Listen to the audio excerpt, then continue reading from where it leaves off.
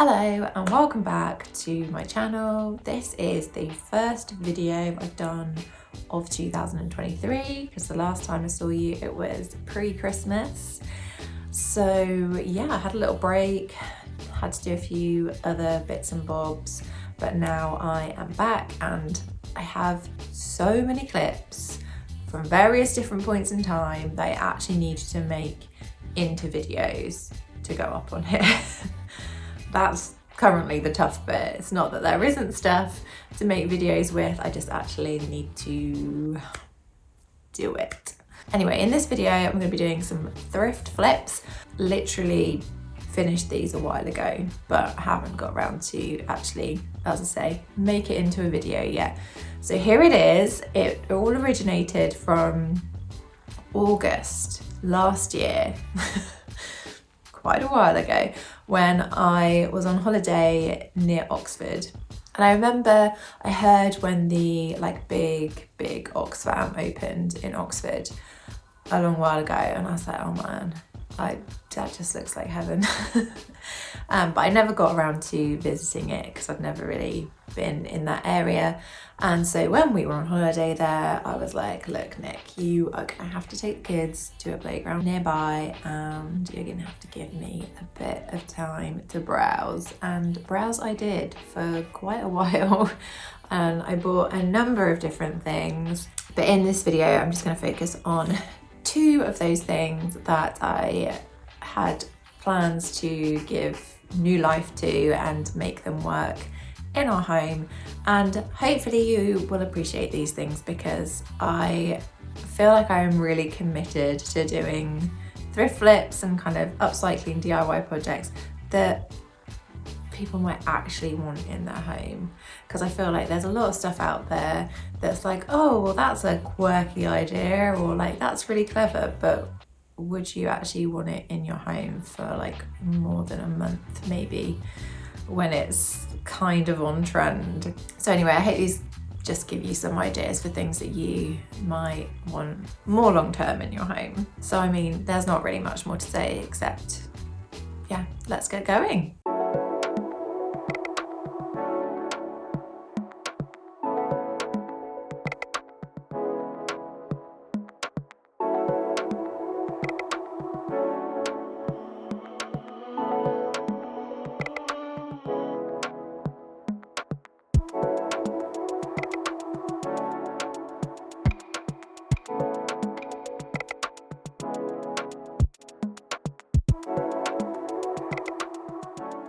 Right, hello, I am sat on our staircase and actually I've got this behind me as well because this is a curtain for the downstairs bathroom that I pinned and I also need to sew, so I'm going to do that at the same time as this.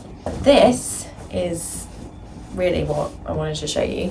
So this is, I don't know if you can kind of see, this is a square tablecloth with this really nice lace detail all the way around. And yeah, I don't really know what you call any of this. It's got like stitching kind of all the way around. Anyway, I saw it in the Oxfam in Oxford and was like, I mean, I legitimately like it anyway as a tablecloth, although we don't really have a square table to use it on. But then the more that I was looking at it, the more I thought actually it might be nice as a wall hanging to replace this guy, which is actually something I've had for a while.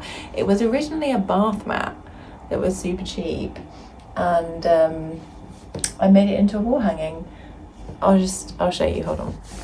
So this is it. I basically took the tassels on this end and knotted them around this bit of wood and then made a little hanging bit, and I really liked it, especially because wall hangings can be quite pricey, but now it's just like a hangover of my boho phase and I'm not really digging it with the vibe of the rest of the place. So I think this will look a lot nicer, and I'm thinking I might do some kind of detail on it with some of these little lacy bits that I also bought from the Oxfam.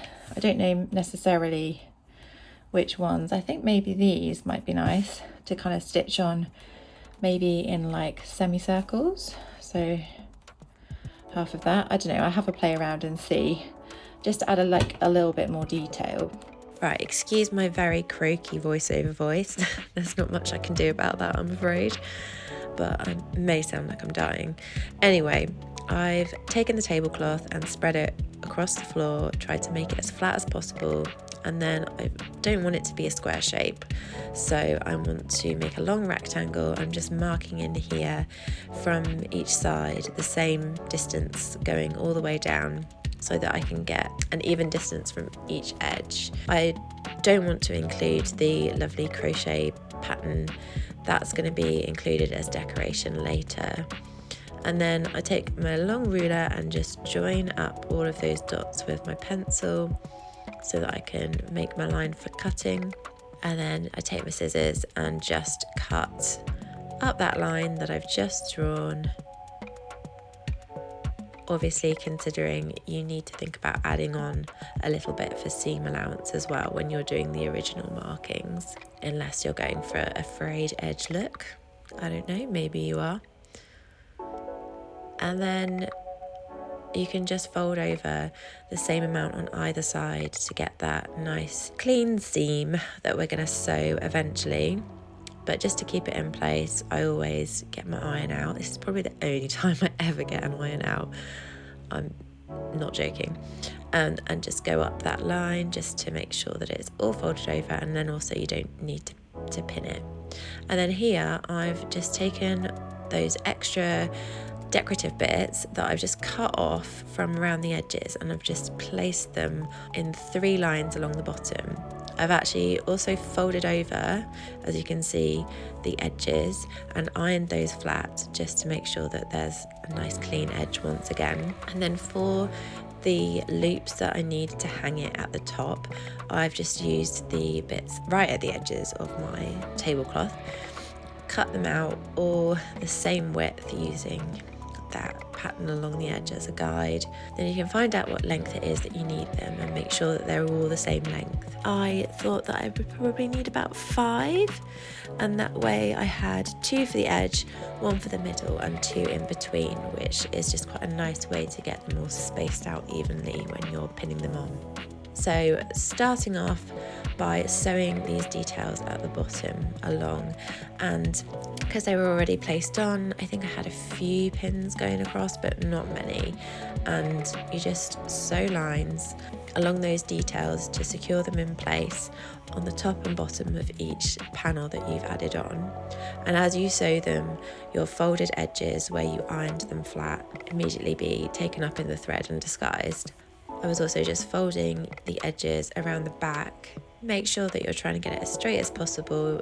The borders on this particular design meant that I had straight lines to work with, which was really helpful. Then once you've sewn your decorative panels along the bottom, so do all 3, and then the top edge, just very carefully make sure that you're doing it in a nice straight line, and I probably don't need to say, but using a thread that's the same colour as the material is always helpful. And then I'm just going all the way down the sides to create that nice seam, so that where I've folded and ironed those bits flat, they're just going to be fixed and sit nicely. After I've done this, I've got my wall hanging, and it was at this stage that I decided not to use the extra crochet bits to applique on top, because I just didn't think it needed it. So here I'm just pinning my little loopholes, and as I said, I did 1 on either side, 1 in the middle, and then that made it easier to get an idea of where I should place the ones in between. And then I pinned those on and sewed just a line across the top, catching all of those loops in my stitches and taking the pins out as I go. And then to finish things off, I got some wooden dowel and I sawed it to size just with a little hand saw, which is easy. You just need to keep on cracking in on that little cut that you've made, and eventually it will come off. And then I just sanded the edge just to neaten things up a bit. Before I threaded this through the loopholes on my wall hanging, I added a bit of thread to hang it up with, and then it was ready to go on the wall.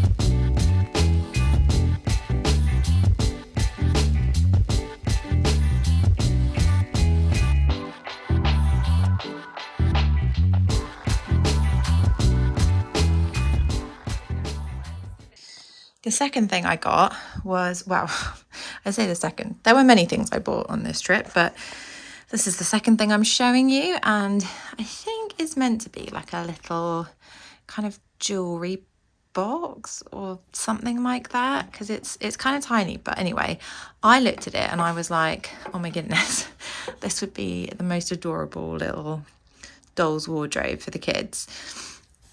There was like a little shelf in here which I just managed to pop up because I figured this bit could be the bit where they can hang the dolls' clothes.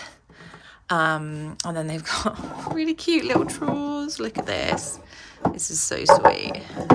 And I wasn't sure if I would just leave it this colour, but I did a little poll on Instagram and people were like definitely veering towards paint it. I'm not sure which colour. I think I might have a look and see just like if I have some leftover chalk paint in the kind of cream dream colour and see. Cream dream, did I just make that up? I'm pretty sure I just made that up. Anyway, the French chic cream colour that I have. And then I'm thinking that I will try and kind of put some kind of lining peel and stick paper on the inside, maybe also in the inside of the drawers, and then I need to create some kind of curtain rail. And I thought I'd fashion my own hangers somehow that are like the right size. I haven't quite worked out how I'm going to do that yet, but I'm excited to transform this tiny little wardrobe, and the kids are just like obsessed with it already. So I found my trusty French sheet paint, which was indeed called Cream Dream. I didn't just make that up, and I didn't bother doing a primer layer, to be honest, because I don't feel like it makes that much difference with this paint. It goes on really, really well, and I think I did 2, maybe 3 coats, just getting into all of the gaps, and I did some of the inside but didn't bother to do the majority of it because we're going to cover it. So here it is, fully painted. Sorry, the light's terrible in here. It's like literally disgusting outside. You can't really tell, but believe me, it's been a miserable day. So yes, here it is, painted with 2, maybe 3 coats. I can't really remember. And then I've got this, which is, it's actually, what's it? Exclusive wall coverings. I'm a little bit confused. I haven't even opened it yet, which was probably an error because, you know, these things have a way of not going right when you open it just as you're about to use it. But yeah, it's a vinyl wall covering. It was being sold as like a dollhouse wallpaper in Homebase, but I think that's what's that. I think that is what they have labelled it, because it doesn't really say anything like that on here. So we will see. I think it's just meant to peel and stick. So here's hoping. Okay. Error. Obviously it's not what I was hoping for. That is the way that it is always. So yeah, I've just read and obviously looked to the back, and it does say paste the product, but in the listing all it really specified was the fact that it was peelable. So obviously it comes off things easily, but it doesn't just peel and stick, which is what I thought. And also it was kind of like it came up as that when I googled stuff like that. So oh well, I guess I will be sticking it on the inside somehow. So I decided to use this wood glue basically because that's what I had to hand, and it is technically being stuck on wood and I know it's strong, so I just used an old paintbrush to paste it all over the surface. I started with the drawers, and then I made sure that I'd cut a piece of the wallpaper to the exact right size, and then I just angled it in and then pressed it down, trying to get it into the edges. But I also thought it would be helpful to use my little, I don't know what it's called. I never know what it's called. I want to say a squeegee, but that's the screen printing thing. I used this, which is what I use for smoothing out vinyl and stuff like that. So it's just quite handy, making sure that it was all into the corners, all flat and smooth. There were no air bubbles or anything. I also repeated this with the other two little drawers and the inside of the wardrobe, and voila, one drawer. Then for the inside of my wardrobe, I used these to secure another dowel rod, which I cut to size with a little handsaw. And these are meant to be screwed in. I wasn't going to try and angle some kind of screwdriver or drill into this small space, so I just stuck them on with super glue, having measured the points where they needed to go on either side just so they were even and my rod wasn't going to be wonky. I think I did try and stick it down, but you don't need to, honestly. There's Nick loitering in the background waiting for me to be finished so we could go out. And then I bought these little hangers, and they were too wide, so the doors didn't close. So I basically just used a handsaw just to trim off the edges, and then I sanded the edges to smooth them out, and then painted them with 2 coats of this French Chic Funky Dora paint, and I just screwed the hooks back in, and they work perfectly. So I will link those down below.